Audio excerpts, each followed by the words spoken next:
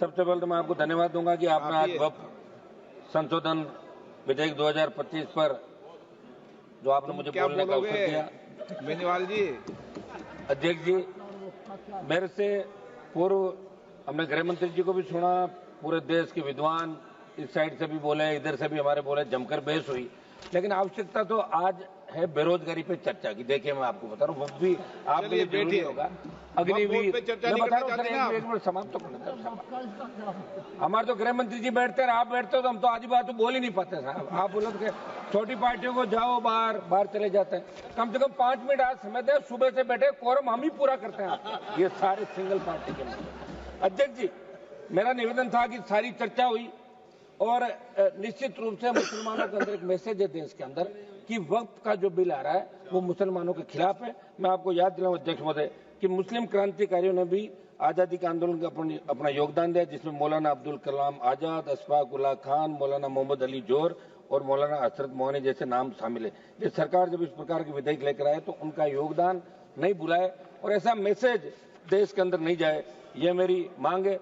अध्यक्ष जी, बिल जब आया था तो यहाँ बड़ी चर्चा हुई और गर्मा गर्मी के अंदर सरकार ने इस बात को स्वीकार किया कि बिल को जेपीसी को भेजा जाए और ये जेपीसी के अंदर चला गया।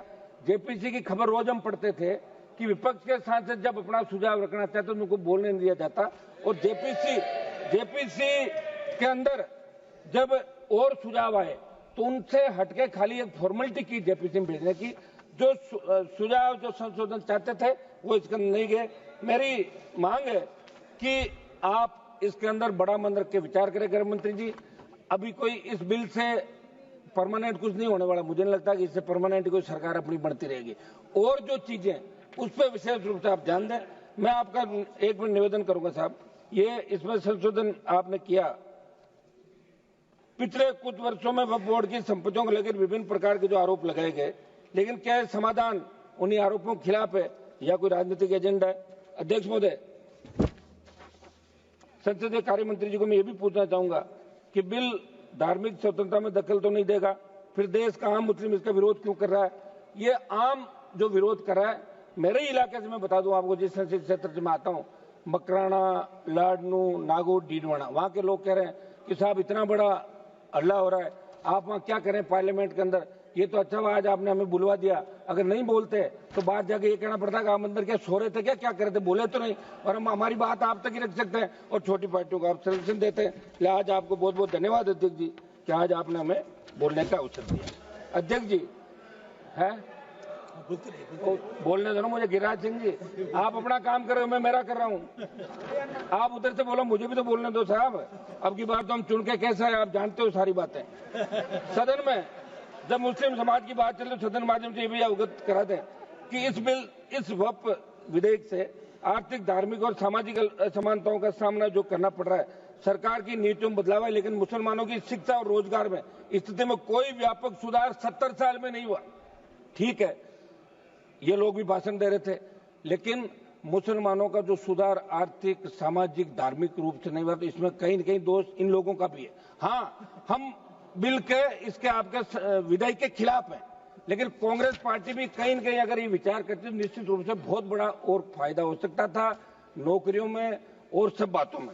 अध्यक्ष महोदय, हमारी जो वक्फ की संपत्तियां, सुनिए एक बार, सुनो साहब, वक्फ की संपत्तियां हैं। अब हम तो खुद बोल रहे, सुनो मेरी बात, आप लोग हमारे छोटे दलों का ध्यान रखते हो क्या कि भाई मैं बोला, खुद बोल के ताली बजा के चले जाए तो बैठे थे पीछे सारे सिंगल मेंबर पार्टी, हमारे दम पे लड़ते हैं, दम पे ही बोल रहे सारा। वक्फ संपत्तियों की सरकारी संपत्ति घोषित करने की साजिश। अध्यक्ष जी, मैं ये पूछना चाहता हूं कि ये जो बिल है, इससे कहीं ये तो नहीं कि सारी जो वक्फ की संपत्तियां हैं इसमें आप अपने नॉमिनेट करके और कलेक्टर को पावर देकर सरकारी संपत्तियां तो घोषित नहीं करें? ये एक बहुत बड़ा मुद्दा इस देश के प्रत्येक व्यक्ति के मन, सामाजिक ताना बाना। अध्यक्ष महोदय, इस बिल लाने के पीछे सरकार की मंशा पर सवाल निशान खड़े हो रहे हैं, क्योंकि आपकी नीतियां उद्योगपतियों के हित को देखकर बन जाती है। जैसे जमीन को धार्मिक और सामाजिक कल्याण के लिए संरक्षित किया गया था, उसे हड़प कर बड़े उद्योगपतियों को बांटना, मुस्लिम समुदाय के अधिकारों को चिरा करना। एक मिनट समाप्त करो। इसलिए ये कैसे सुनिश्चित होगा कि मुस्लिम समुदाय के अधिकार का नहीं होगा? ये सरकार के जिसमें हितों को नजरअंदाज कर पूंजीपतियों को फायदा पहुंचाया जा रहा है।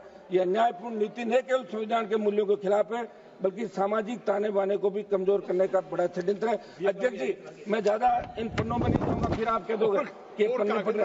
मैं तो राजस्थान की बात करूंगा। राजस्थान में जो वक्फ की संपत्तियां, ये मेरे प्रदेश के अंदर वक्फ की कौन सी संपत्तियां हैं उनके बारे में लोगों को पता ही नहीं।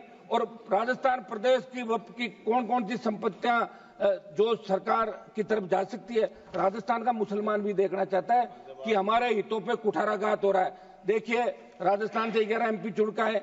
बड़ा मुझे वो कहते हुए वो आ रही है कि 11 में से कांग्रेस पार्टी कम से कम एक को तो बोलने का मौका देती है। आप उधर से, मैं ही बोल रहा हूँ, ये भी मेरे ही खाते में सारा। मैं ही लड़ाई लड़ रहा हूँ यहाँ पे, मुसलमानों की भी लड़ रहा हूँ, मेरे समाज की लड़ रहा हूँ, अग्निवीर की लड़ रहा हूँ, किसान की लड़ रहा हूँ, बेरोजगार की लड़ रहा हूँ, बढ़ती महंगाई की, भ्रष्टाचार की और बढ़ते अपराधों की सारी लड़ाई मुझे लड़नी पड़ रही है।